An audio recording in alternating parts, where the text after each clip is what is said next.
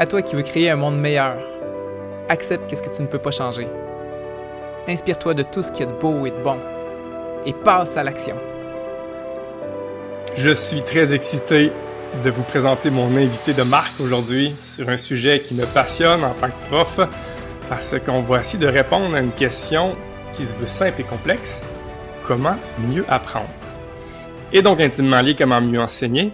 Puis j'espère que j'ai pas à convaincre personne là, que ce sujet-là dépasse de loin là, tout ce qui gravite autour de l'école, parce qu'à ma vision, tout humain se doit d'apprendre tout au long de sa vie s'il veut espérer une vie équilibrée et satisfaisante. Et tout humain, à un moment ou à un autre de sa vie, est un enseignant. Les enfants peuvent nous enseigner, on enseigne à nos parents, à nos collègues, et c'est ça, à tous ceux qu'on peut rencontrer, on peut jouer un rôle d'enseignant. Puis depuis la nuit des temps, on a toujours engagé ou suggéré des pratiques. Ça fait 10 ans que j'enseigne, puis j'en ai vu des pratiques, j'en ai vu des courants de pensée, puis c'est fascinant la diversité qu'il y a là-dedans, bien que, avant tout récemment, on suggérait ces pratiques-là en observant seulement les comportements suite à cette pratique-là, dans le sens que on pouvait pas voir l'élément central de l'apprentissage, c'est-à-dire le cerveau. On a souvent appelé le cerveau comme la boîte noire, puis ça a été ça pendant tout le long de l'humanité, jusqu'à tout récemment. Puis je suis vraiment excité par cette avancée-là, parce que on peut enfin voir des images de la boîte noire. On peut enfin l'ouvrir, cette boîte-là, puis regarder ce qui se passe dedans. Et par le fait même de voir, hey, toutes ces pratiques-là qui se font depuis longtemps, qu'est-ce qui se passe dans la boîte noire quand on les fait? Puis c'est ça, je trouve qu'il y a un potentiel vraiment révolutionnaire, c'est tout à fait nouveau, je suis excité, je suis limite un peu jaloux de la job de mon invité parce que ça a tout qu'un potentiel. Je vous présente Steve Masson, professeur à la Faculté des sciences de l'éducation de l'Université du Québec à Montréal. Il est aussi le directeur du laboratoire de recherche en neuroéducation, où est-ce que c'est carrément ça qu'il fait, qu'il prend des images avec les pratiques puis il regarde les corrélations. Puis il va bien au-delà de ça aussi. J'apprécie beaucoup sa rigueur scientifique parce qu'il fait pas juste faire ses recherches, il lit celles des autres. Puis il rassemble des centaines de recherches pour essayer vraiment de voir ce qui émerge là-dessus pour que ça soit pas juste des croyances ou des pratiques, mais vraiment ce qui se distingue, ce qui est mesuré. Puis il a aussi écrit un livre, Activer ses neurones pour mieux apprendre et enseigner. Et moi, j'ai découvert au Cégep Beau-Sapalache sur ma journée pédagogique où est-ce que j'ai particulièrement aimé sa conférence. Non seulement ce qu'il va partager qui moi, il m'a beaucoup influencé, que je veux redire dans mes mots, et je vais aussi aller creuser d'autres éléments avec lui. J'ai trouvé le sujet vraiment pertinent parce que c'est plutôt simple. C'est vraiment concret, puis c'est mesuré que ça marche. Fait que j'ai trouvé le sujet vraiment savoureux. Mais au-delà de ça, j'ai aussi été marqué par la passion qui se dégage de cet homme. J'ai vraiment trouvé ça contagieux. On dirait qu'il est vraiment porté par cette mission-là. On dirait que l'excitation que moi je ressens, puis la jalousie que j'ai par rapport à son travail, il la ressent aussi. Puis ça m'a marqué directement. Steve, merci tellement d'avoir accepté mon invitation. Merci d'être là, Steve. Ça me fait plaisir. J'espère que je vais être assez passionné pour pouvoir attirer l'attention. C'est quelque chose qui a marqué de la conférence. Je suis très heureux d'être là. Un élément que tu as mentionné tout à l'heure, c'est vrai que la conférence que j'ai donnée visait des stratégies d'enseignement. Mais ce sont pas seulement des stratégies d'enseignement, ce sont aussi des stratégies d'étude et d'apprentissage. Comme tu l'as dit tantôt, tout au long de la vie, on apprend constamment, qu'on soit à l'école ou pas à l'école. À la fois dans notre travail, mais aussi dans notre vie personnelle, il faut apprendre et d'avoir des stratégies pour rendre ces moments d'apprentissage-là plus efficaces. C'est drôlement intéressant. Donc, comme ça a été mentionné, moi, ce qui m'intéresse, c'est vraiment de voir comment ça marche dans le cerveau, surtout en termes d'apprentissage. Donc, comment se fait-il qu'on est capable d'apprendre? Qu'est-ce qui se déroule dans le cerveau lorsqu'on apprend? Et surtout, c'est quoi ou juste les facteurs qui peuvent influencer l'apprentissage? Quels sont les facteurs qui peuvent influencer les mécanismes d'apprentissage de notre cerveau pour essayer de les utiliser? En quelque sorte, c'est prendre la façon dont le cerveau apprend naturellement, puis profiter de cette façon de faire pour optimiser l'apprentissage, que ce soit à l'école, au travail ou même dans notre vie personnelle. On a toujours plein de choses à apprendre. Ça peut être plein de choses à apprendre essentielles, faire un budget, s'organiser dans la vie, mais ça peut être au niveau du loisir aussi, apprendre à jouer à des jeux vidéo, apprendre à jouer de la guitare, apprendre différentes choses. Et il y a clairement des stratégies à utiliser qui peuvent rendre les apprentissages plus plus facile d'une part, plus rapide, mais aussi plus solide. Et c'est vraiment ça qui m'intéresse le plus, là. Donc, d'essayer de favoriser les apprentissages et de les rendre les plus solides possibles et utiles aussi possible. J'espère que tout le monde est aussi excité que moi là, qu'on parle de ce sujet-là. Ça concerne littéralement tout le monde à toutes les phases. Puis j'ai même l'élan de dire, dis-moi si je me trompe, que justement, là, moi, j'avais la croyance que tout le monde peut apprendre différemment. Tout le monde est différent, tout le monde apprend différemment.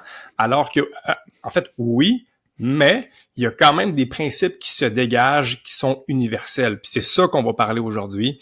Et donc, là, peu importe là, nos différences, il y a quand même des dénominateurs communs qui marchent pour tout le monde. Puis c'est ça qu'on vous présente aujourd'hui.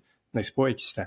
Exact. C'est quelque chose qui est à la fois intéressant et pertinent là, concernant ce qu'on a appris du fonctionnement du cerveau en relation avec l'apprentissage. C'est que bien qu'évidemment chaque individu soit unique, chaque individu a une histoire de vie, chaque individu a des forces et des faiblesses, il en demeure pas moins que certains mécanismes d'apprentissage sont propres au fonctionnement de notre cerveau, qu'il y a des neurones, qui peut créer des connexions.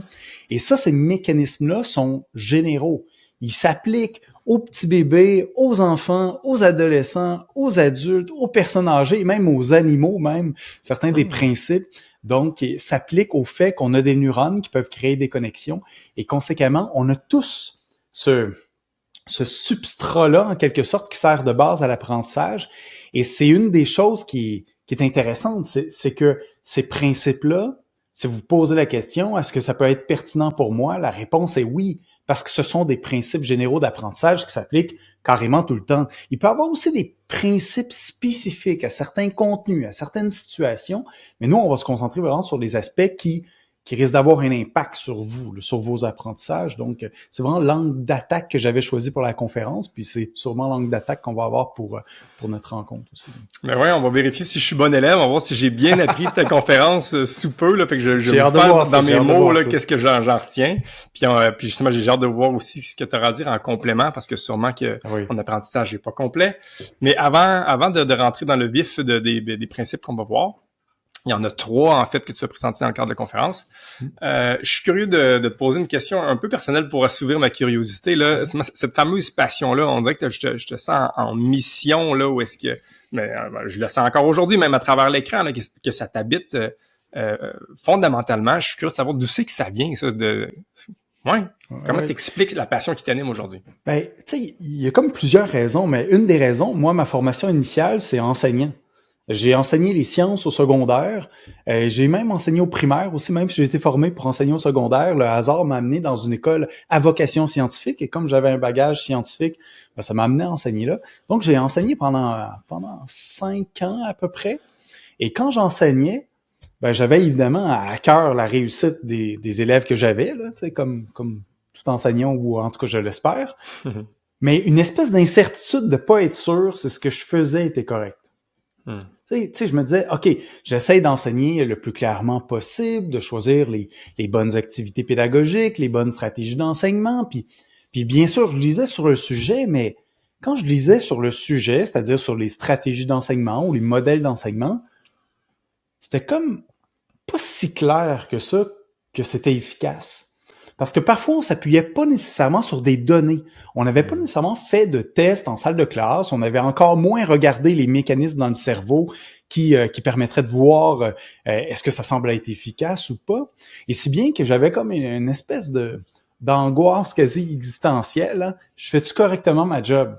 Tu sais, on me confie la vie des jeunes, tu sais, pendant, c'est bien relatif, là, une partie de leur vie, du moins de leur parcours académique. Puis je me disais, je fais-tu ce qu'il faut faire, tu sais? Puis cette espèce d'incertitude-là, tu sais, a fait en sorte, là, j'ai le goût d'en savoir plus. J'ai fait une maîtrise qui portait d'abord sur la didactique des sciences, parce que moi, je m'intéressais vraiment à l'apprentissage des sciences dans un premier temps. Puis après ça, quand j'ai fait mon doctorat, ça s'est ouvert de façon plus générale à l'apprentissage. Donc, je me suis dit, il y a différents angles d'attaque pour s'intéresser à l'apprentissage et à l'enseignement. Moi, je me suis dit, l'angle d'attaque du cerveau est peut-être assez intéressant parce que il y a quelques années, il y avait de nouveaux outils qui émergeaient pour étudier le cerveau. Ça devenait beaucoup plus réaliste d'étudier les mécanismes cérébraux d'apprentissage auprès d'élèves et d'étudiants typique, là, parce que pendant longtemps, les images du cerveau, c'était quelque chose de beaucoup plus médical. Hein, c'était des gens qui avaient des maladies, des pathologies, des symptômes particuliers, et là, on essayait d'étudier leur cerveau. Moi, c'était pas ça qui m'intéresse. Ce qui m'intéresse, c'est comment le cerveau typique, habituel, de n'importe qui, peut se développer et apprendre, et comment on peut ultimement prendre ces connaissances-là puis s'en servir en tant qu'outil pédagogique, hein, pour fixer des pistes d'intervention. Fait qu'il y avait vraiment cette idée d'essayer de contribuer au maximum à la formation de mes élèves et de chercher la façon la plus optimale de le faire. Je pense que j'ai trouvé des pistes intéressantes en lisant plein d'articles, en faisant moi-même des recherches. Mais il y a encore plein de travail à faire. Mais ce dont on va parler aujourd'hui, c'est des pistes dont la probabilité d'efficacité est quand même assez élevée, parce que souvent, il y a plusieurs études qui démontrent l'efficacité des stratégies dont on va parler. Ça, c'est comme le premier volet, je dirais, essayer de faire mieux en tant qu'enseignant. Puis moi, j'ai toujours vraiment pensé que l'éducation, c'est vraiment important. Parce que, tu sais, quand on y pense, là, si on prend tous les problèmes de la société sous n'importe quel angle, tu sais, le problème de l'environnement, le problème de la criminalité, le problème de la pauvreté, on peut les nommer, là, n'importe quel problème, ben la solution implique l'éducation d'une façon ou d'une autre.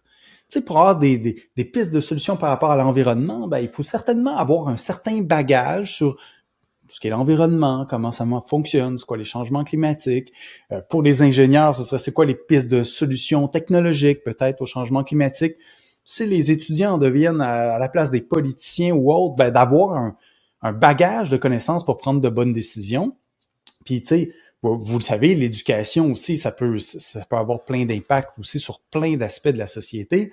Et conséquemment, tu dis, OK, peu importe quel problème auquel tu veux contribuer dans la société, si tu t'attaques à l'éducation, tu risques de former des individus plus compétents qui vont pouvoir régler un peu plus les problèmes qu'on peut avoir en tant qu'humanité.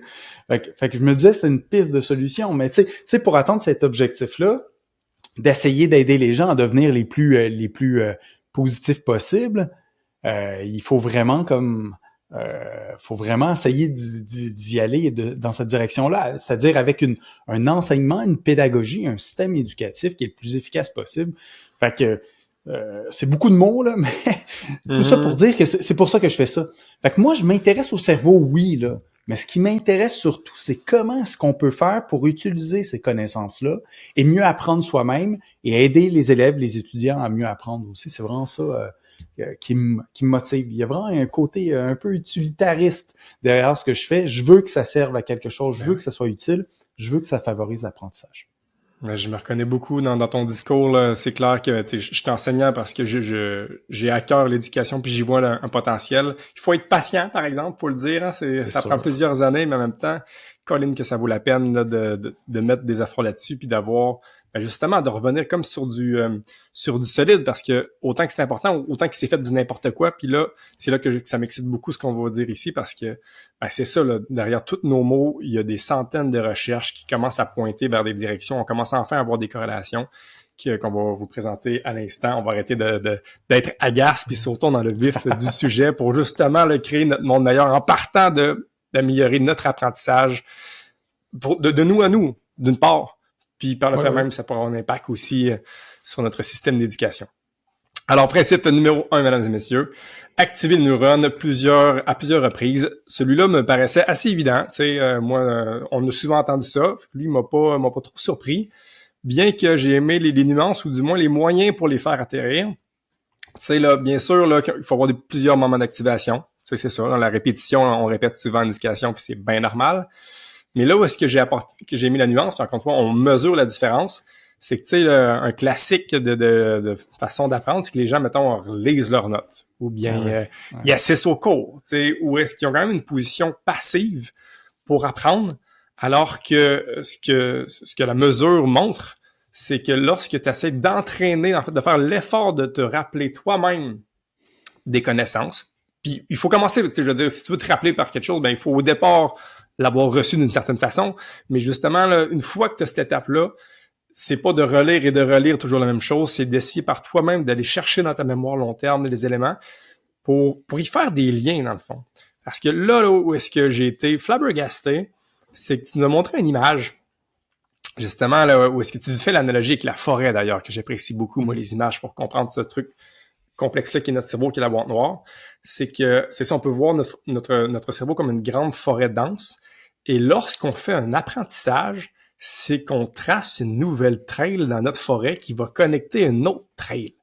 Je trouvais ça capoté à le voir. En plus, tu montrais l'image, où est-ce que carrément, on peut voir des neurones qui se connectent. Puis, quand tu apprends, il y a un nouveau chemin qui se crée en temps réel, puis on peut le voir. Je trouve ça fascinant.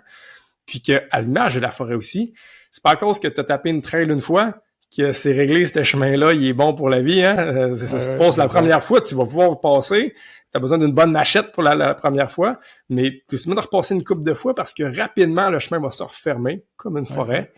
Puis c'est ça mérite un certain niveau de répétition. Et bien que dans certaines répétitions, c'est pas juste suffisant de passer à la machette. À un moment donné, il faut que tu apportes, j'ai envie de dire, une pelle qui pourrait être la récupération à long terme. Bref, tu as besoin de d'autres outils pour taper ta trail différemment. Puis une fois que tu la tapes, justement en allant récupérer en mémoire, mais aussi en élaborant des explications, qui est l'autre façon d'activer tes neurones, qui est la façon la plus riche, de ce que je comprends, de dire dans tes mots ce que tu as appris. Ben là, ça, c'est comme le bulldozer ou je ne sais trop, c'est l'outil ultime là, pour taper ta trail bien comme il faut. Puis évidemment, si tu le fais plusieurs fois, c'est là que ça reste vraiment. Et comme à l'image, je sais pas trop, moi je pense au vélo. Ou est-ce que même si t'as pas fait du vélo pendant vraiment longtemps, à la limite, peut-être que ça va se refermer un peu, puis que la première fois que tu vas embarquer sur ton vélo, les premières secondes, qu'est-ce que c'est ça? Ça fait longtemps. Ouais, exact. Mais rapidement, tu vas retrouver ton fond tapé par ton bulldozer, puis rapidement, tu vas retrouver tous tes points de repère, puis c'est comme si tu n'avais jamais arrêté. Oui. Bien résumé. Ouais, j'ai un bon élève. Plein d'aspects, hein, puis c'est vraiment ça l'idée que, tu sais, plus on active souvent les notions dans notre tête, plus ça se consolide. Et la raison pour laquelle ça se consolide, c'est vraiment, tu l'as bien mentionné, hein, on a des neurones dans le cerveau. Les neurones, c'est vraiment la cellule de base pour le traitement d'informations dans notre cerveau. C'est grâce aux neurones et surtout aux connexions entre les neurones qu'on peut être capable d'encoder de la nouvelle information. Tu sais, des fois, on se demande comment ça se passe quand on apprend quelque chose de nouveau, quand on change nos compétences, quand on change nos habiletés, je devrais dire améliorer nos habiletés, améliorer nos compétences. C'est parce que nos connexions neuronales ont changé. C'est la façon d'encoder l'information dans notre cerveau. C'est la façon d'apprendre, de changer les connexions neuronales. Et pour les changer, c'est pas très sorcier, là. Il faut activer les neurones qui sont en lien avec chacun des apprentissages à plusieurs reprises. Puis c'est qu'en fait, le cerveau, faut pas le voir comme un seul organe. En fait, c'est plusieurs petites parties qui accomplissent des fonctions relativement spécialisées. Quand on fait des mathématiques dans un cours de mathématiques, ça va impliquer des régions associées à l'espace, au nombre, à la représentation des quantités. Et là, quand on essaie de réfléchir à ces contenus-là, ou qu'on en entend parler, ou qu'on fait des exercices, il y a des groupes de neurones spécifiques à ces contenus-là, par exemple les nombres, qui s'activent et plus on va les utiliser, plus ça va se connecter, et plus ça se connecte, plus on devient compétent et efficace. Donc, tu sais, plus on travaille sur un contenu, plus on le renforce, plus les connexions neuronales associées à ce contenu-là se renforcent, et plus on se met à avoir, ça a été, tu l'as bien mentionné, des sentiers ou des voies de traitement d'informations qui vont devenir de plus en plus efficaces. C'est pour ça que quand on fait une nouvelle tâche, c'est difficile, c'est exigeant, on hésite, on n'est pas sûr de notre coup, ça nous demande un effort assez important. À force de faire les exercices, à un moment donné, ça va mieux. C'est moins exigeant. On a moins besoin d'être hyper concentré pour y arriver. Mais ça, c'est parce qu'on a optimisé l'activation dans notre cerveau, en quelque sorte. On a optimisé nos connexions neuronales. Et donc, il se met à y avoir des sentiers dans le cerveau, comme les chemins d'une forêt. Puis j'ai bien aimé que tu te souviennes de l'idée que ces chemins qu'on a tracés dans une forêt, à force d'emprunter à plusieurs reprises le même chemin, ben ce sentier-là, il peut disparaître si on cesse de l'emprunter. Ça, c'est un aspect assez important parce que des fois, il peut y avoir une certaine frustration par rapport à l'oubli. On se dit, j'ai travaillé fort pour apprendre certaines choses, puis là, je l'ai oublié ou partiellement oublié. Moi, j'étais un peu dans ce contexte-là. J'ai fait beaucoup de mathématiques, de sciences, mais tu sais, je me souviens pas de toutes les règles pour calculer des intégrales. Il y en a que j'ai oublié ou des techniques possibles. j'en ai oublié, puis tu sais, c'est un peu frustrant, ça, mais en même temps, j'en ai plus besoin dans mon quotidien, très, très rarement, des calculs de haut niveau en mathématiques. Les statistiques, oui, je les utilise encore beaucoup, mais tu sais, disons, des connaissances assez précises, ça se peut qu'on les utilise plus tard dans notre vie, puis il y a comme la frustration qu'on les oublie, mais ça fait partie du fonctionnement du cerveau. Le cerveau, là, essaie de s'optimiser en ayant les connexions neuronales les plus efficaces possibles pour ce qu'on fait dans notre quotidien. Et ça veut dire parfois de mettre plus d'emphase sur certains éléments, donc de renforcer certains groupes de neurones ou certaines habiletés, certaines connaissances, d'en mettre de côté un peu d'autres pour éviter qu'il y ait des interférences aussi. Des fois, on a comme le rêve de vouloir tout se souvenir, de jamais rien oublier, d'avoir comme tout dans notre tête, d'avoir des mémoires, tu sais, comme, des fois on dit mémoire photographique, les gens reviennent tout, moi je crois pas à ça, là. Il y en a qui sont peut-être meilleurs pour mémoriser des choses, mais une mémoire parfaite, ça existe pas à ma connaissance en tout cas. Mais bref, on a comme une espèce de fantasme de tout mémoriser, tu sais, on assiste à un cours et on se souvient de tout. En fait, c'est pas souhaitable. Parce que si on se souvient de tout, il n'y a pas de hiérarchisation dans notre cerveau et tout va avoir tendance à s'activer tout le temps, même dans les contextes plus ou moins pertinents. Tu sais, on veut que les outils ou les ressources pertinentes de notre cerveau s'activent au bon moment. Et le prix à payer pour pouvoir y arriver, en quelque sorte, c'est de hiérarchiser le degré de consolidation de nos connaissances. Et c'est pour ça que quand on travaille fort sur un sujet, des connexions neuronales s'établissent, se renforcent et peuvent devenir carrément des autoroutes dans notre cerveau. Mais les connaissances qu'on n'utilise pas, ils vont s'affaiblir lentement, mais sûrement.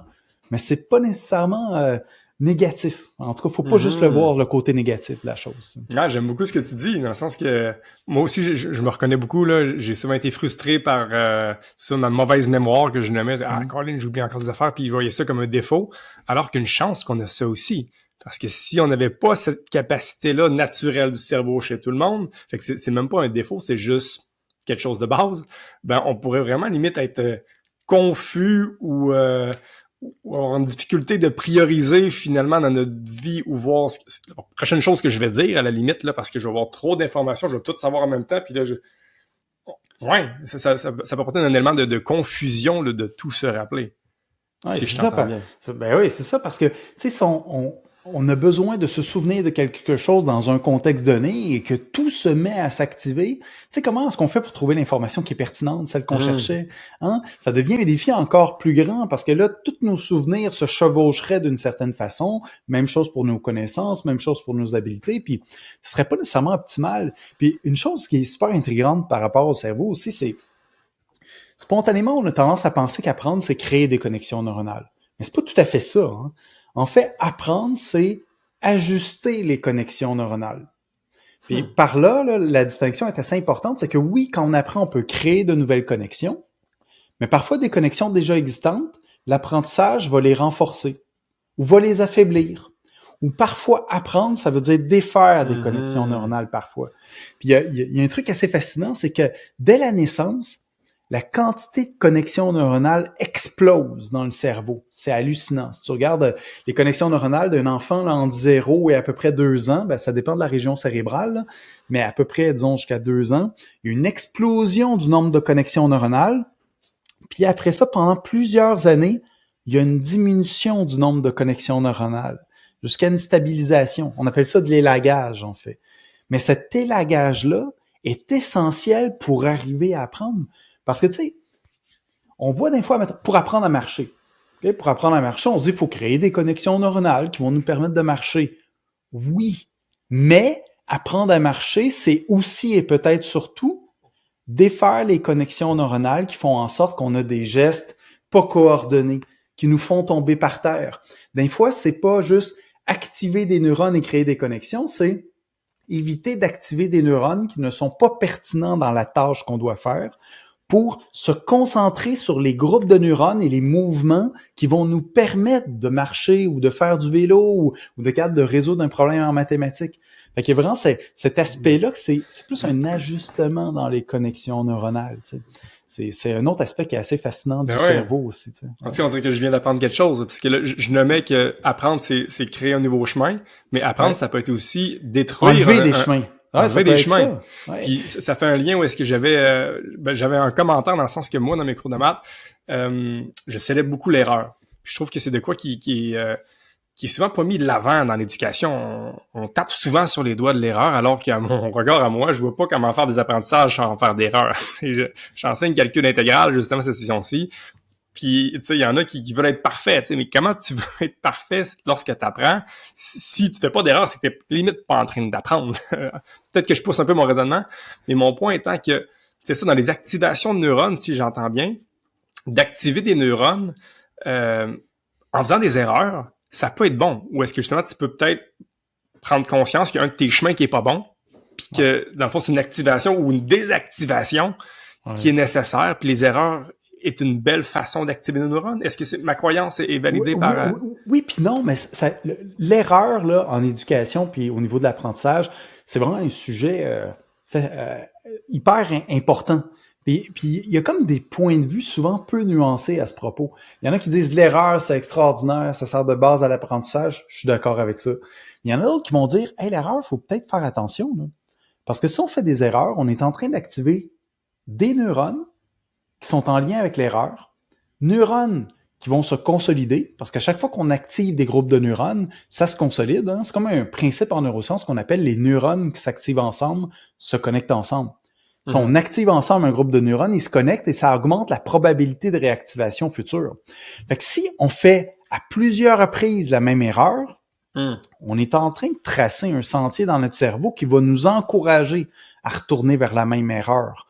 Fait que, il y a ça aussi à considérer, c'est-à-dire que si on fait une erreur à plusieurs reprises, sans le savoir, sans avoir de rétroaction, on la renforce, puis là, après ça, il faut non seulement apprendre des contenus, mais il faut désapprendre ou désactiver, déconnecter ces neurones qui nous ont menés à l'erreur. Fait que c'est comme, ça c'est le côté comme négatif des erreurs. Si on répète des erreurs, ça crée un sentier de l'erreur, puis c'est plus difficile à défaire. Mais en même temps, je suis vraiment d'accord avec ce que tu as dit, c'est que l'erreur, c'est un outil puissant pour apprendre.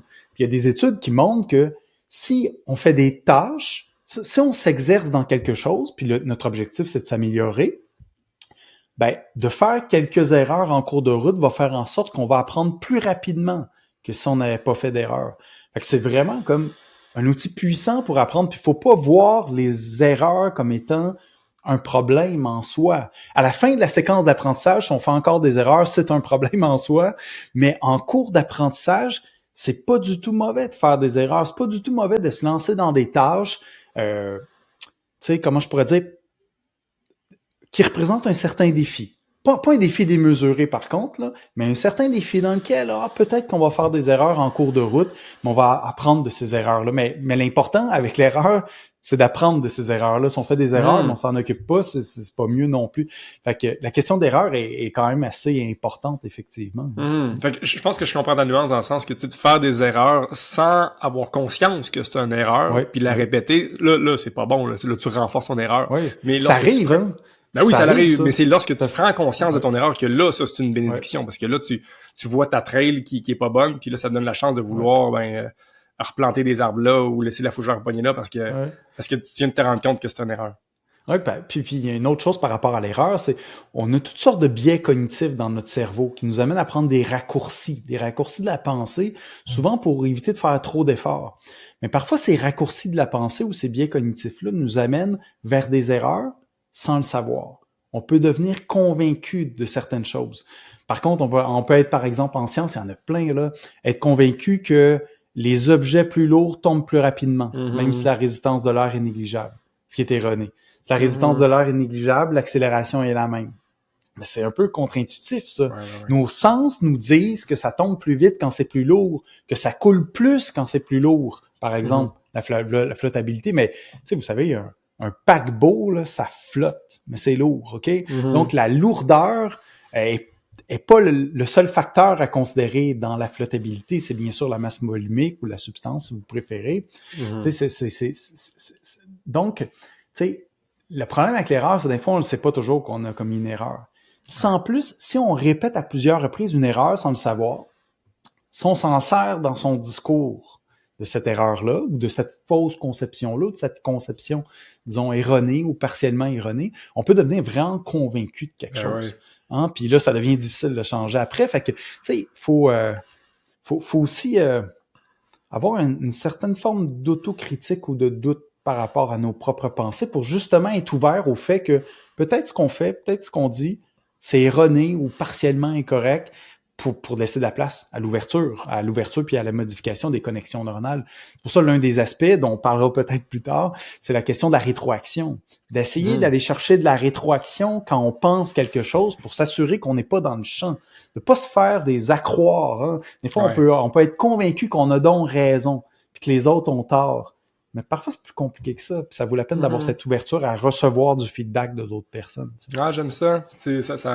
Tu m'ajoutes une couche d'empathie à les gens qui, je sais pas moi, qui pensent que la Terre est plate, par exemple. Ouais, là. exact. Ou est-ce que c'est ça? Des fois, on peut être très dur en face aux autres, mais il y a quand même un mécanisme du cerveau qui se fait naturellement là-dedans, que si t'as pas eu assez de rétroaction, ben c'est ça, notre cerveau est fait pour taper des trails, puis s'il est bien tapé, c'est bien dur d'en ressortir. Finalement.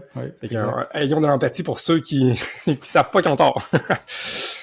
OK, principe 2, le temps file, Steve, c'est déjà excitant, on est juste au premier principe, puis c'est ça, puis ce que j'aime là-dedans, c'est que c'est super simple, encore une fois. Ah, attends, une nouvelle autre question, tu sais, moi j'ai souvent entendu, là, même à l'université, il me semble, tu sais, la fameuse, là, séquence qu'on retient 10% de ce qu'on lit, 20% de ce qu'on entend, 30% de ce qu'on voit, 50% de ce qu'on voit et entend, 110% de ce qu'on dit, puis 90% de ce qu'on fait. C'est-tu mesuré, ça? Y a-tu un fond de vérité là-dedans, dans l'expression? Non?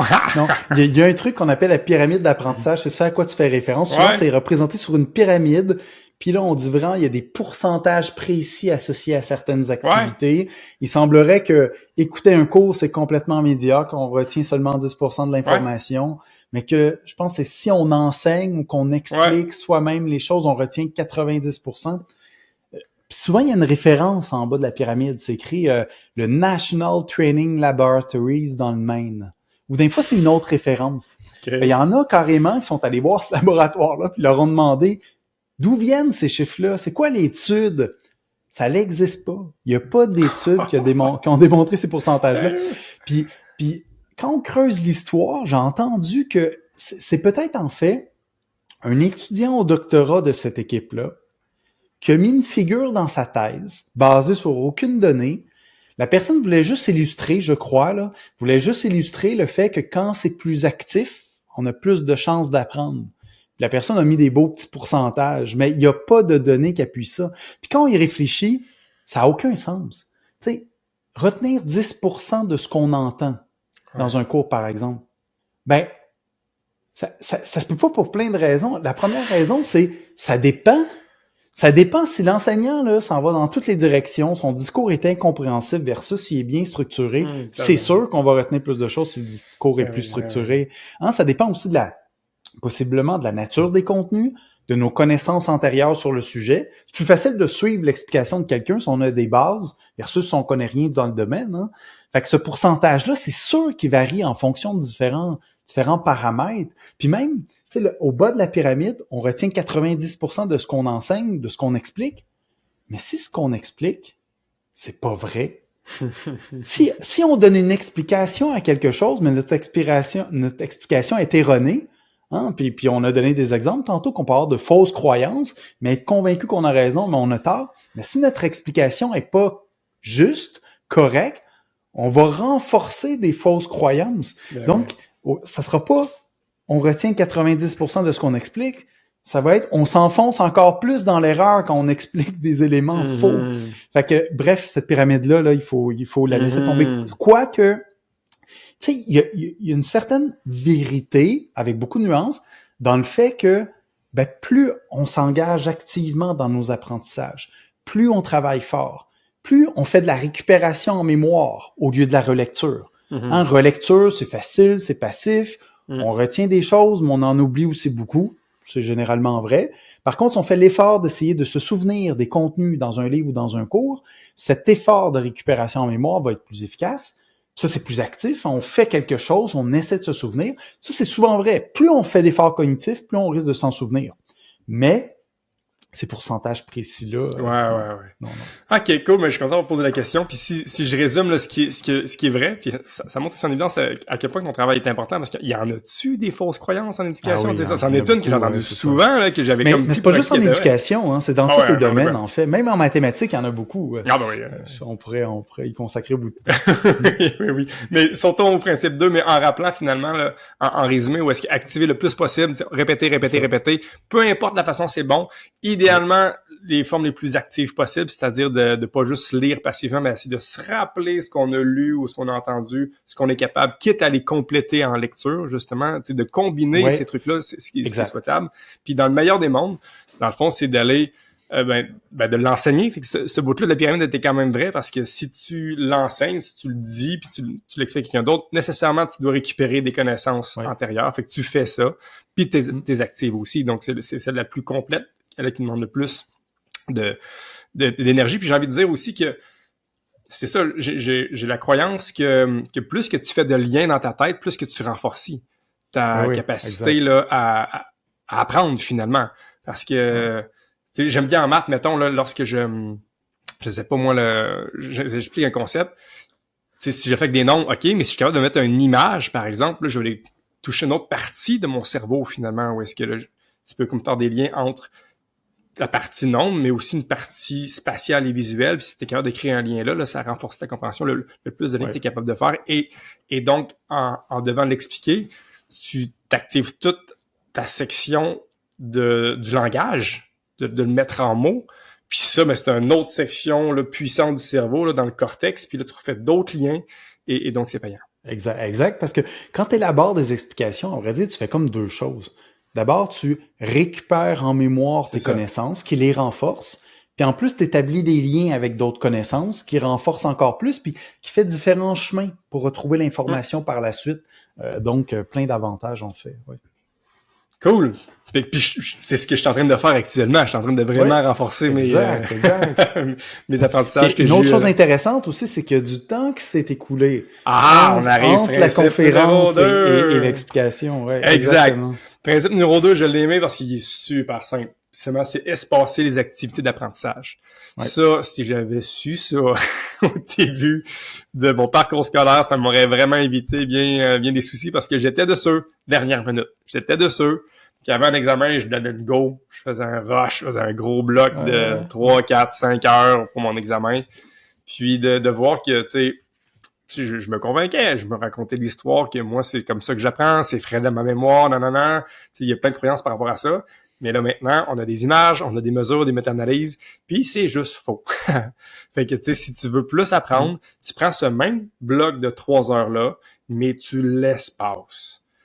Ouais, c'est tout con. C'est cool entre chacun des blocs. C'est ça. Puis moi, ce que j'aime, j'ai un souci d'optimiser mon temps. Je trouve que le temps est une ressource vraiment très précieuse. Fait que, tu sais, d'avoir pris ce même temps-là, mais de l'espacer, finalement, c'est tout con, c'est tout simple.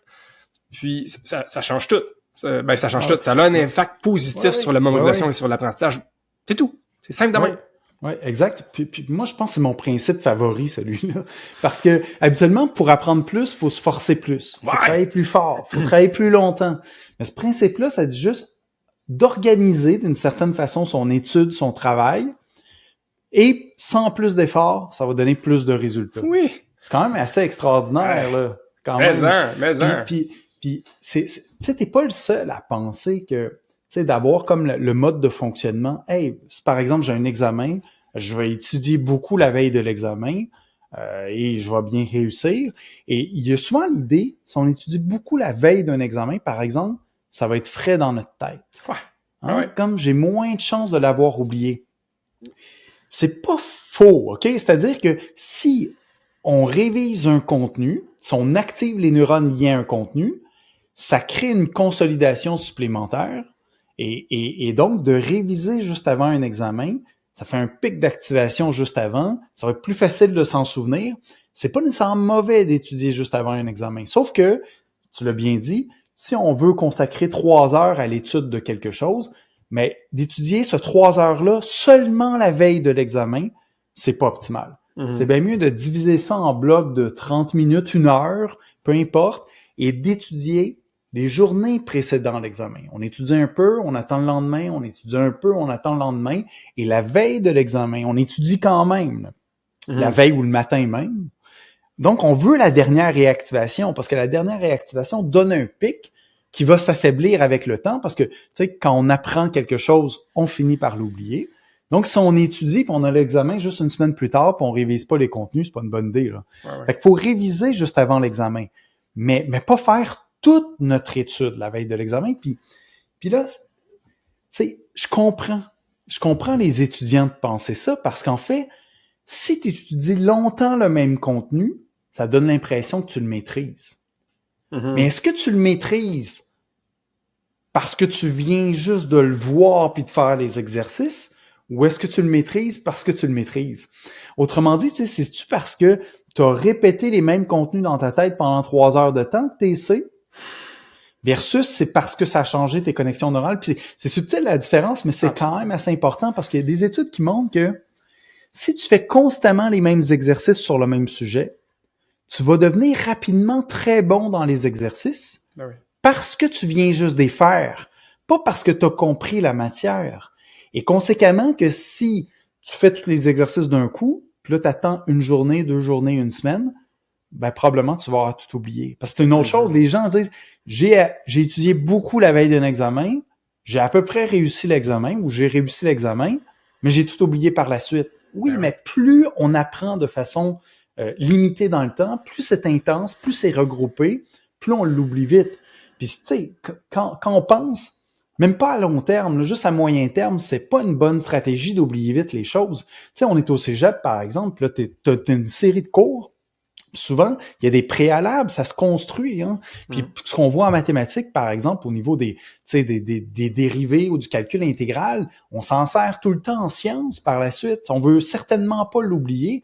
Après ça, quand tu as des cours de physique, puis tu dois tout calculer le mouvement des objets, tu vas en avoir besoin. Fait que tu sais, c'est juste à des fins, encore une fois, hyper pragmatiques, là. On veut pas oublier les contenus. Ben, pour pas les oublier, faut pas étudier juste la veille de l'examen intensément. Il faut idéalement répartir sur toute la session son étude. Ça serait comme le scénario idéal. Dès le premier cours, ben, on révise les contenus du premier cours. Dès le deuxième cours, on révise les contenus du deuxième cours, puis un peu du premier cours aussi. Donc, de revenir en arrière, c'est une façon d'espacer aussi. Et ça, plus d'apprentissage, de meilleurs résultats à l'examen, puis moins d'oubli. Qu'est-ce qu'on peut demander de plus? Ben oui. Avec le même temps. Et avec le même temps, c'est ça. Moi, exact. Moi aussi, je pense que c'est un de mes principes préférés, parce que c'est ça. C'est tout simple, puis ça change tout. J'espère que tout le monde qui nous écoute aujourd'hui fait que, ben oui, faisons ça. Je sais pas, pour ceux qui sont en train d'apprendre quelque chose, ben juste d'espacer. Puis il y a une nuance que tu disais dans la conférence que j'aimais bien, dans le sens que, bon, je comprends des fois, là, on a aussi des contraintes de temps, là. J'ai un bloc de 3 heures là, fait que, tu sais, c'est là que j'étudie mes maths, bon. Mais tu peux aussi faire des entrelaçages de certains concepts à l'intérieur même d'une discipline. Tu faisais l'exemple dans ta conférence, mettons, une addition de fractions versus la multiplication. Ça se ressemble, mais il y a quand même des distinctions importantes que plutôt de faire ta série, chose qu'on fait quand même souvent en maths. C'est un truc que j'ai changé là, grâce à toi, là, où est-ce que je vois les formes indéterminées en ce moment, là, 0 sur 0, infini sur infini, infini. Puis les exercices étaient regroupés en groupe. Ça fait, c'est bien logique. Oui, c'est logique, ouais. C'est logique, mais c'est pas optimal. C'est pas au service de ton cerveau, comment il fonctionne. Exact. Alors que là, ben maintenant, je fais des sections. Ben, des fois, c'est pas bête, là. En tout cas, peut-être un mélange des deux, tant que je te dis ce que j'ai fait. Où est-ce que j'ai quand même gardé les banques d'exercices, parce que ça l'aide aussi pour la confiance, faire un rythme, mais je rajoute des sections à la fin où est-ce que je les mélange toutes. Parce que justement, là... Mais ça, c'est parfait, ça. Parce qu'en fait, quand on est au début de l'apprentissage, c'est pas grave que ça soit pas espacé. C'est pas grave qu'il y ait une certaine forme de répétition, parce qu'on n'est pas encore capable de le faire. Ça devient problématique quand ça devient trop facile parce que c'est trop répété. Fait que tu sais, d'avoir au début des exercices où c'est quelques fois on fait la même chose, puis là, quand ça commence à être facile, parfait, on continue plus tard. On arrête un peu, on fait autre chose, puis on y revient un peu plus tard. Ça, c'est vraiment optimal. Fait que, de ce que j'ai compris, c'est ça que tu fais. C'est-à-dire que, tu sais, on travaille un certain contenu avec quelques exercices. mais on en garde peut-être une partie pour plus tard. Par ouais. contre, Puis un petit changement tout con aussi que j'ai fait suite à ta conférence, c'est que souvent, là, ben c'est ça, naturellement, mettons, je voulais finir là, dans mon cours, là, je vais finir la dernière page de la forme 0 sur 0 pour garder mes formes déterminées parce que c'est logique, tu sais, je finis un cours, c'est réglé, tu sais, c'est fait. Alors que maintenant, je fais exprès de ne pas le finir. Pour que justement, je vais le terminer au prochain cours pour faire un espacement finalement, puis je prends le même temps, puis je suis sûr qu'ils le retiennent mieux finalement parce que j'ai comme non seulement c'est une bonne idée, là, mais j'ai comme tendance à penser que ça vaut la peine de le dire aux étudiants, ça. Pourquoi on fait ça? Parce que des fois, ils vont peut-être se dire, ben comment ça se fait là, qu'on n'a pas juste fini ça, ça aurait été réglé, là. Mais c'est pas optimal de se dire ça va être réglé, tu sais. Puis ça fait aussi une porte vers les stratégies d'études aussi, tu sais. Si on dit, hey, on en garde une partie pour plus tard, parce que quand on fait de l'espacement, c'est plus efficace, est-ce que vous saviez que vous devriez étudier comme ça? Ça fait une porte aussi ouverte. Puis des fois, c'est pas long de justifier nos choix pédagogiques aux étudiants, mais ça fait en sorte que il y a vraiment quelque chose d'intéressant qui peut se développer, c'est que les étudiants, ils réalisent vraiment là, qu'on essaie de les aider. On essaie de les aider sur les bases on fait pas les trucs au hasard, là. On essaie vraiment de les faire de façon plus optimale pour pouvoir les aider. Fait que c'est clair qu'on est de leur bord, parce que des fois, tu sais, il y a la question de, tu sais, on est là pour les aider, mais on va aussi leur demander de faire un examen qui va décider s'ils vont réussir ou échouer le cours. Tu sais, il y a comme une dualité entre de l'entraide puis de l'évaluation, tu sais.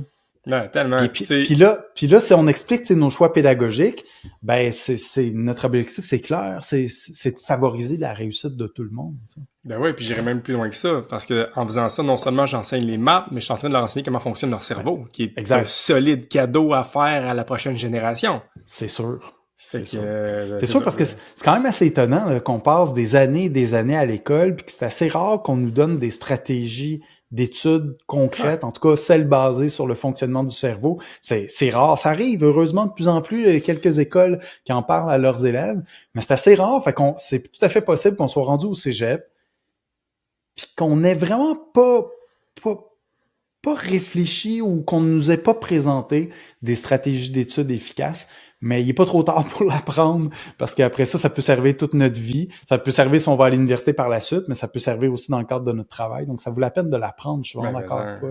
Puis je te confirme, en fond, je suis un exemple vivant, là, en tout cas, ces principes-là. Peut-être quand je les ai entendus à gauche et à droite, mais c'était vraiment anecdotique, de sorte que j'ai l'impression de les apprendre là. Peut-être parce que je fais un podcast là-dessus, puis justement, je les réactive.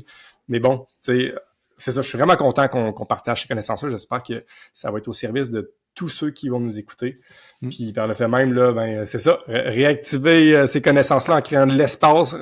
Raconter ce qu'on vient de vous dire là à un ami, ça va vous aider de faire de l'espacement et de l'activation. Bref, c'est trop facilement applicable, ces trucs-là. On peut le faire à toutes les sauces. Et ça vient à dire, dans le fond, se pratiquer plus souvent, mais pas nécessairement longtemps dans quelque chose. Ouais. Principe 3. Maximiser la rétroaction. Encore une fois, ça aussi, là, ça me paraît une évidence. On sait que la rétroaction est importante, mais il y a des trucs qui m'ont interpellé. Bon, évidemment, offrir un maximum de rétroaction, on le sait, bien que c'est aussi un enjeu, hein, ça demande du temps, ça demande un effort, surtout dans l'optique d'être prof, bien que c'est encore drôle. C'est aussi simple que je faisais déjà des trucs intuitivement, comme par exemple, quand je donne un cours de maths, j'essaye le moins possible de faire des maths seul en avant. Parce que, d'une part, je n'ai trop fait. Puis, à la limite, je fais les premiers exemples seuls pour justement là, qu'il y ait une première écoute passive. Mais rapidement, j'aime bien poser des questions à mon assistance. Puis, par le fait même, eux autres sont obligés d'aller réactiver leurs connaissances antérieures. Fait que je les active avec un niveau supplémentaire. Puis, évidemment, ils devraient me le mettre en mots. J'aime beaucoup qu'ils mettent en mots leur raisonnement mathématique. Puis souvent, je les questionne, pourquoi tu fais ça? Puis ce que j'aime là-dedans aussi, c'est que ça donne une rétroaction instantanée. Puis ça me le donne plusieurs fois dans le cours. Je donne plusieurs questions, ou un classique que je fais aussi, c'est que c'est ça, mettons, là, je donne une forme indéterminée, puis je prends une pause. Bon, cette question-là pourrait être à l'examen. Que feriez-vous? Puis là, justement, ça laisse un temps de mijotation. Puis là, après ça, on le fait ensemble, puis ça donne tout de suite une rétroaction. Fait que, tu sais, je trouvais ça, dans le fond, en tout cas, j'ose croire que c'en est une rétroaction. Tu sais, on pense souvent à la rétroaction comme étant un résultat d'examen, mais il y a plein de façons de donner des rétroactions. D'en donner plusieurs dans le cours, ça me semble vraiment stratégique. Ouais. Tu sais, la rétroaction, la définition, là, c'est quand on a un retour d'information sur ce qu'on a fait. Tu sais, peu importe que ce soit en contexte d'examen ou pas, formel ou pas, que ce soit un retour d'information qui provient de notre enseignant ou qui provient d'un corrigé ou qui provient d'un logiciel qui fait une correction automatique, tu sais, le plus important, c'est d'avoir cette rétroaction. Fait que ça, on le savait, puis tu sais, il faut juste l'encourager. Fait que moi, c'était pas nouveau pour moi, cette partie-là. C'est une nouveauté que j'ai trouvé le fun, c'est qu'on veut un équilibre de rétroaction entre le positif et le négatif. Puis tu sais, on le savait un peu, mais pas trop. Puis je trouve ça intéressant, t'arrivais vraiment à un chiffre même, là, tu sais, il faut avoir un 15% de rétroaction négative. Fait que dans le meilleur des mondes, là, faudrait que tout le monde à mes examens ait 85. Ça serait ça l'optimal de ce que je comprends. Si l'objectif c'est d'apprendre le plus vite possible, si on se fie à une étude qui est en fait une modélisation mathématique, fait qu'il faut peut-être nuancer, là, au sens où ce chiffre 85% de taux de réussite et 15% donc d'erreur, qui optimiserait l'apprentissage, ça a été calculé à partir d'une modélisation informatique, c'est-à-dire qu'on a fait apprendre quelque chose à un ordinateur, on a présenté des exemples qui étaient soit hyper difficiles, l'ordinateur se trompait beaucoup au début, ou qui se trompait pas beaucoup. On arrive à un taux optimal d'à peu près 85%. Fait que, tu sais, c'est pas super clair si avec les humains, c'est toujours ça dans tous les contextes, mais est-ce que c'est un ordre de grandeur réaliste? Ben, pour moi, en tout cas, je sais pas qu'est-ce que t'en penses, mais moi, ça me paraît réaliste. Tu sais, quand t'as 85% de bonnes réponses dans une tâche, ben, t'étais pas dans le champ, mais en même temps, t'as eu 15% d'erreurs, là. Fait que ça vaut vraiment la peine d'essayer de regarder ces erreurs puis d'apprendre, puis effectivement, l'étude suggérait assez clairement que si on fait une tâche et que le but, c'est d'apprendre, de faire quelques erreurs dans cette tâche-là, ça va faire en sorte qu'on va apprendre plus vite que si on avait fait aucune erreur au début, parce que si on a fait aucune erreur, ça veut dire qu'on maîtrisait déjà d'une certaine façon les contenus. Ce qui est t'as pas appris presque. Mais non, c'est ça. Tu sais, la conséquence super importante de ça, là, c'est si on fait des exercices, je sais pas, on est dans ton cours de mathématiques, moi je suis un de tes étudiants, on fait des trucs de limites et tout ça, là, il y a une série d'exercices.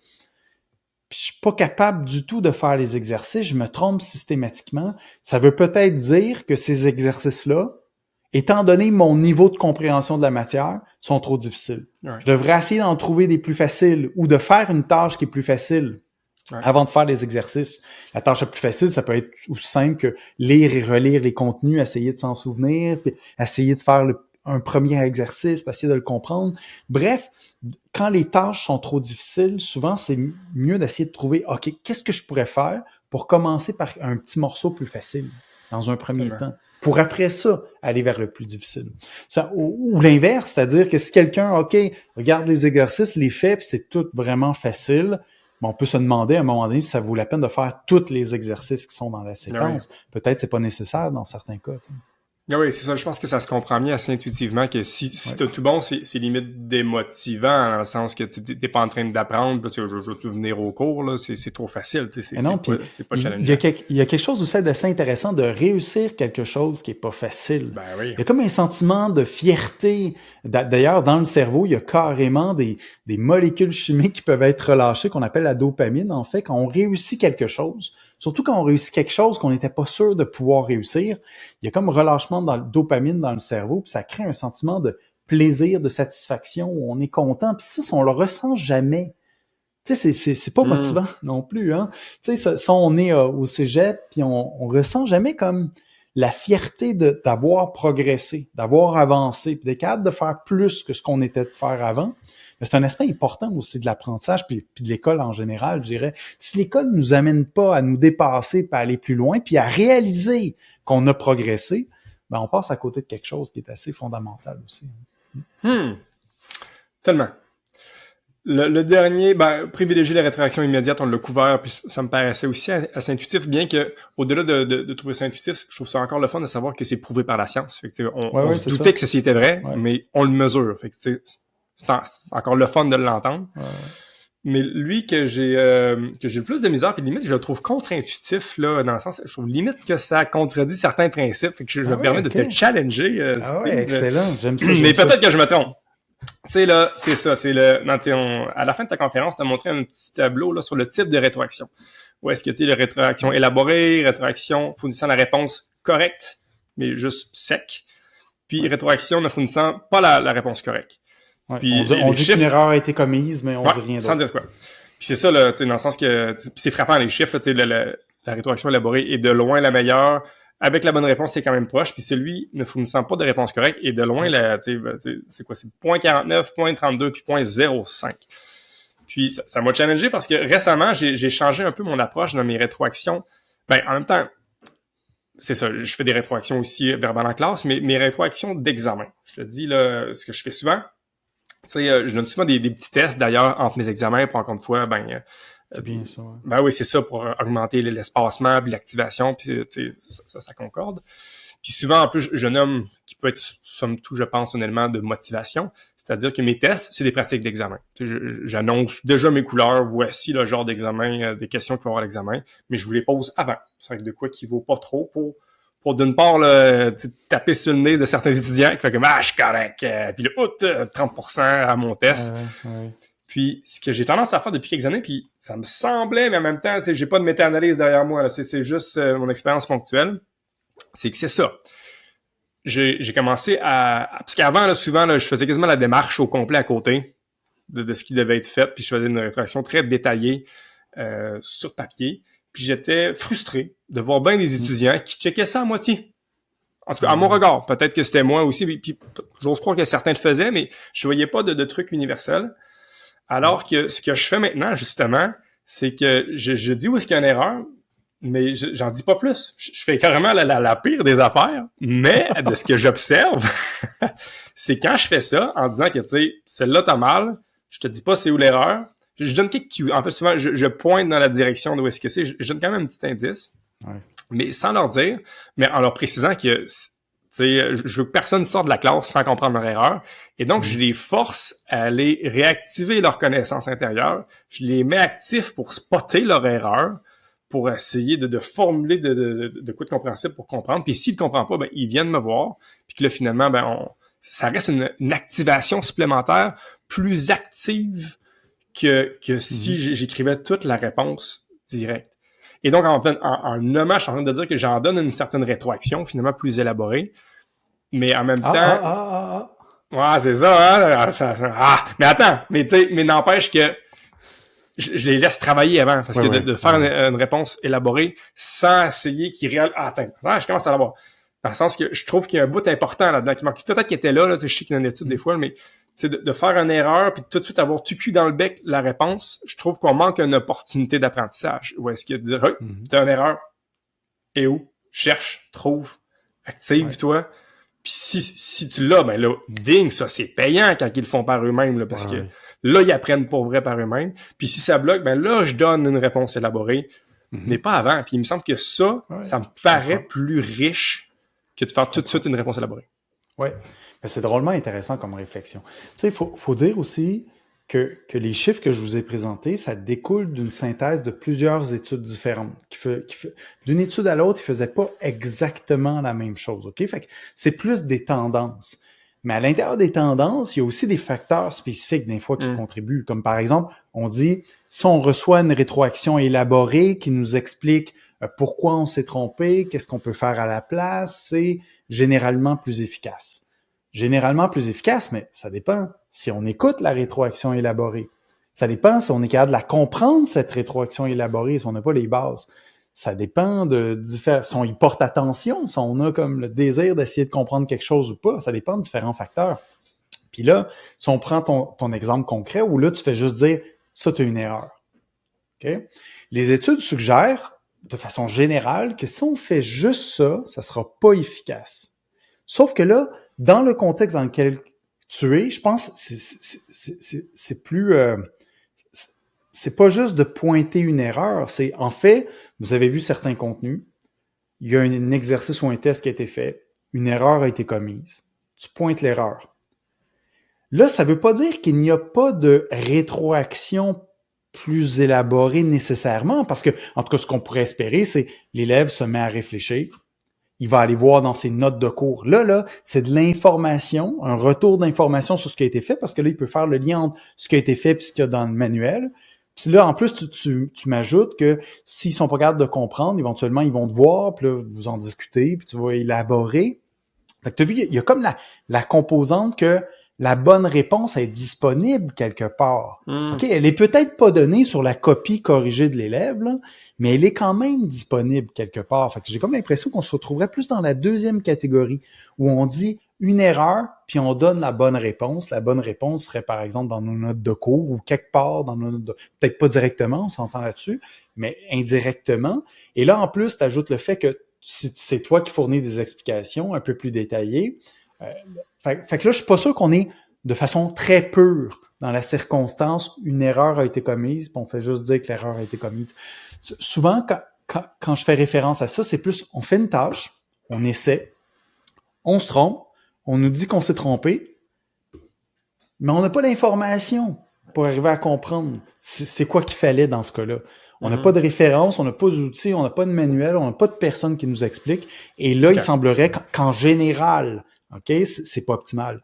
Fait que bref, ce que tu fais est pas nécessairement mauvais, puis pas nécessairement en contradiction par rapport aux études qui sont présentées. Tu sais, la seule, peut-être, inquiétude que j'aurais peut-être, c'est, admettons que quelqu'un voit qu'il y a une erreur, mais il n'arrive pas à comprendre, puis il n'ose pas trop poser de questions.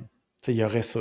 Mais en même temps, moi, je te comprends vraiment de dire, OK, je détaille une rétroaction sur le papier, c'est long, ça demande du temps, je le fais pour chaque étudiant, puis je suis même pas sûr que les étudiants le regardent. Fait que là, on peut se demander, puis c'est important dans l'enseignement de se poser cette question-là, est-ce que le temps que je consacre à quelque chose, est-ce que ça vaut la peine? Puis est-ce que le temps que je consacre à quelque chose serait mieux investi dans autre chose? Et là, possiblement, t'es peut-être, je connais pas bien tes étudiants, ton contexte et tout, là, mais peut-être que c'est ça. Peut-être qu'au bout du compte, OK, certains élèves vont vraiment lire la rétroaction, d'autres, juste de pointer l'erreur, ça va être suffisant pour enclencher une démarche et qui va mener peut-être à un résultat similaire, mais qui va t'avoir demandé beaucoup moins de temps en tant qu'enseignant, tant que tu pourras consacrer à autre chose. Fait que bref, tu sais, puis t'as raison de dire que si la personne est plus active, à condition qu'elle ait les outils nécessaires pour y arriver, c'est pas du tout mauvais. Tu sais, parce que là, si la rétroaction, c'est une rétroaction orale qui provient de l'enseignant, puis c'est juste l'étudiant écoute, sans trop intervenir, sans se faire poser de questions ni rien, c'est en théorie pas super optimal, ça. Mais en même temps, d'essayer de trouver soi-même la réponse, on n'a pas les outils nécessaires pour pouvoir y arriver. C'est surtout ça qui serait problématique, en fait. Mais là, la situation que tu décris, ça me paraît pas être ça. Je comprends mieux. Puis tu m'as convaincu finalement. Pas trop de contradictions, OK? Non, mais écoute, en le nommant, j'ai vu qu'il n'y avait pas tant de contradictions, mais en même temps, t'as montré aussi une belle nuance. Non, c'était super intéressant parce que plus t'expliquais, plus tu rajoutais de la rétroaction dans ton explication. Là, je me suis dit, il y en a de la rétroaction. Ouais, je m'en suis rendu compte. Fait que, bon, j'ai pas réussi à te challenger finalement. Excellent. L'heure est déjà passée. On visait une heure, Colin, mais je sais aussi que t'as pas tout dit là dans la conférence. Tu m'as soulevé qu'il y a un autre principe que tu parles dans ton livre. Est-ce que tu peux nous en dire juste quelques bribes?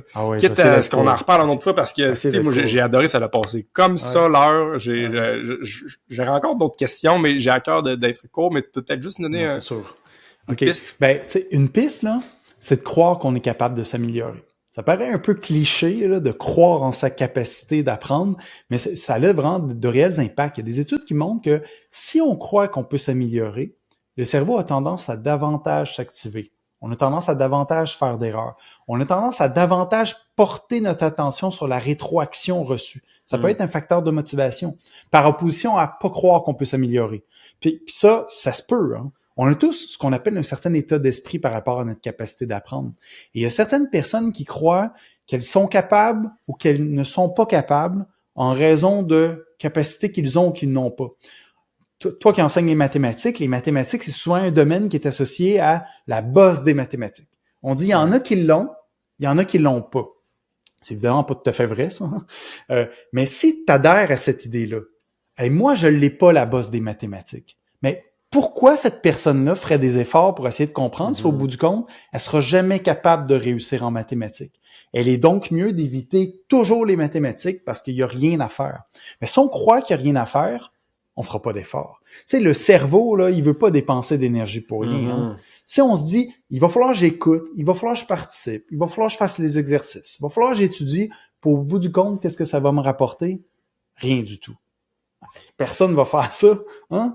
Fait qu'il faut avoir conscience qu'on peut s'améliorer. Puis je pense de savoir que notre cerveau n'est pas fixe. Tu sais, si on fait lien avec le premier principe dont on a parlé, là, si on sait que le cerveau est capable de neuroplasticité, c'est-à-dire de changer ses connexions neuronales pour développer progressivement les habiletés et les compétences, ben là, ça nous fait dire, OK, si je fais des efforts, je risque de m'améliorer. En tout cas, mon cerveau n'est pas fixe. Hein, la bosse des mathématiques, si elle existe en fait, c'est comme le gyrus angulaire gauche, mais cette bosse des mathématiques-là, elle se développe.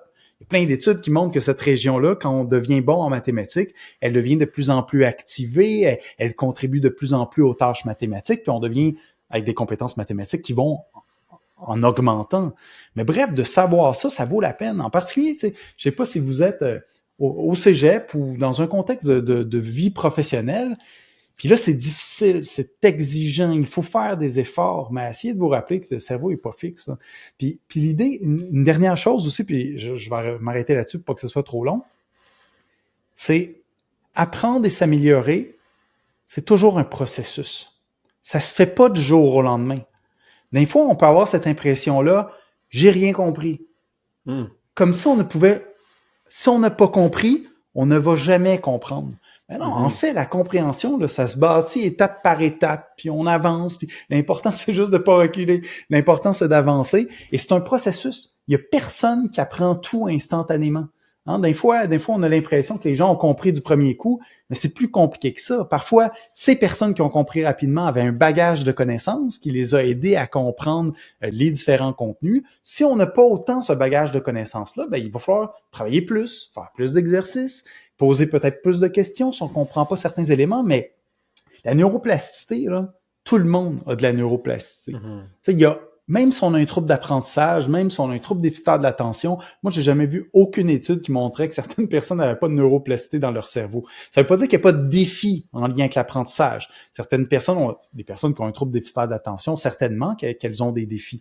Mais ces défis-là ne sont pas causés par une absence de neuroplasticité du cerveau. Ils sont causés par, ça le dit, un déficit d'attention, apporter attention aux éléments importants. Mais bref, tu sais, pour être motivé, croyez que vous pouvez vous améliorer. Hein, c'est vraiment comme le Mais dernier ça me principe, paraît simple aussi, dans le sens, il y a une stratégie pour nous aider à croire qu'on est capable. Ouais. C'est ça, ça paraît une phrase un peu bisounours, comment on fait atterrir? Oui, tu sais, d'essayer de comprendre comment notre cerveau fonctionne. Parce que si on sait comment le cerveau fonctionne, on le sait que le cerveau est capable de neuroplasticité, puis notre cerveau est pas différent de celui des autres à cet égard-là. Fait que ça, c'est une piste. Idéalement aussi, tu sais, que nos enseignants nous envoient le signal aussi, tu sais, qu'on peut progresser. Nos enseignants peuvent nous influencer quant à notre état d'esprit. Hein. Puis, une dernière chose, peut-être, je dirais, tu sais, c'est si vous n'êtes pas capable, ça vous décourage, puis vous dites, moi, j'y arriverai pas, essayez de faire quelque chose de plus facile en lien avec ces contenus-là. Ça, c'est vraiment une piste importante. Tu sais, admettons, on joue à un jeu vidéo, là. Si on est incapable de passer le premier niveau, ça nous paraît démesuré, qu'est-ce qui va arriver? On va mettre le jeu de côté, on va laisser faire ça. Si le jeu est trop facile, il va être ennuyant, mais si le jeu est infaisable, on va laisser faire. Mais c'est pareil en termes de nos apprentissages. Il faut percevoir un défi réaliste. Et si le défi qui est devant nous n'est pas réaliste, on le change. Okay? Si les exercices que notre enseignant nous demande ne sont pas réalistes, on essaie d'en trouver d'autres des plus faciles. On essaie de se créer une tâche où on va progresser étape par étape dans les contenus. Donc, je pense que ça peut être une piste intéressante. Clairement, effectivement, concrètement, je verrais bien que mes premiers exercices soient toujours vraiment faciles, le plus facile possible. Puis je verrais même peut-être que mon premier examen... Pas trop facile non plus, parce que trop facile, on va avoir comme l'impression que ça sert à rien. Ouais, mais pas trop difficile. Tu sais, mettons, le premier est facile, quitte à ce que le deuxième, il y a une certaine gradation, finalement, comme un jeu vidéo. Gradation, oui. Ça, absolument, c'est ça, mais au moins un pour que le premier pas sorte de briser l'inertie ou montrer que t'es capable. Je dis, hey, je suis pas bon en maths, je fais un premier numéro, j'ai la bonne réponse, le petit kick de dopamine embarque, puis là, j'ose croire que ça peut avoir un impact. Et même, j'irais jusqu'à dire un premier test ou un premier examen plus facile, quitte à ce que les autres on remonte nos standards, mais d'en faire un plus bas, ça serait peut-être même une stratégie intéressante pour justement là. Parce que tu sais, je parlais des jeux vidéo tantôt, mais l'un des aspects motivants dans les jeux vidéo, c'est on progresse étape par étape. Ça devient progressivement de plus en plus difficile. Alors, ce que tu proposes me paraît tout à fait compatible avec cette idée de complexifier progressivement les tâches. Hein. Steve, c'est sincèrement passionnant de te parler. Là. J'aurais aimé ça aborder l'évaluation, puis il me vient aussi, là, on n'a pas parlé d'un truc que j'entends souvent, un corps sain dans un esprit sain. Est-ce que nos habitudes corporelles et connectées à un cerveau, en tout cas, il y a plusieurs sujets. Peut-être bien qu'il va falloir que je te réinvite, Steve, parce que ça a vraiment été un plaisir pour moi. J'ai l'impression d'avoir appris ici en direct avec toi. Je pense qu'il y a des chemins qui se sont créés ou effacés dans mon cerveau. Merci tellement pour ton temps. Est-ce qu'il y a quelque chose qu'on n'a pas dit que tu aimerais ça dire aujourd'hui avant qu'on clôt notre Non, mais sinon que je trouve ça super intéressant d'avoir fait ça. Parce que tu sais, j'ai donné une conférence, donc, et là, on en reparle. Ça fait un certain niveau de consolidation pour toi, peut-être pour des personnes qui l'écouteront, qui ont assisté à la conférence. Ça ouvre aussi la porte à faire connaître à d'autres personnes ces principes-là qui sont utiles, pas juste dans un contexte d'enseignement, on le dit, dans un contexte où on veut étudier, où on veut apprendre. Fait que, tu sais, on peut conclure là-dessus, je pense. C'est vraiment cette idée que ces principes-là, ça vaut vraiment la peine d'essayer de les mettre en application dans toutes les sphères de notre vie, dans le fond. Puis si ça vous a justement interpellé, puis vous avez envie de réactiver vos neurones des sujets qu'on vient de parler et aussi d'écrire de l'espacement, ben il y a ton livre qu'on peut avoir accès. J'ai vu que tu avais une chaîne YouTube vraiment bien faite aussi, que les gens peuvent aller voir. Est-ce qu'il y aurait d'autres choses que les gens qui veulent en savoir plus pourraient aller visiter? Il y aurait le site de mon laboratoire qui est www.labneuroeducation.org. Il y a une section qui est publications. Et là, on peut filtrer les publications, soit des articles scientifiques ou soit il y a une section qui s'appelle Magazine. Et ça, en fait, c'est des articles de vulgarisation qui s'adressent aux enseignants, aux étudiants parfois aussi. Donc, vous pouvez jeter un coup d'œil à ça, je pense que ça vaut la peine. Sinon, je suis sur Twitter, si jamais ça vous intéresse. Je publie pas beaucoup de choses sur Twitter, mais tu sais, quand je vois une belle étude là, que je trouve vraiment intéressante, qui vaut la peine, j'ai tendance à la diffuser. Donc, ça peut être des vecteurs pour en savoir plus sur le sujet. Merci beaucoup, Steve. Je vais clairement aller visiter ça. Est-ce que tu as un mot de la fin pour clore notre conversation? Mot de la fin. Merci. Puis croyez que vous êtes capable d'apprendre parce que le cerveau, clairement, est capable d'apprendre. L'idée, c'est juste de faire des petits pas dans la bonne direction.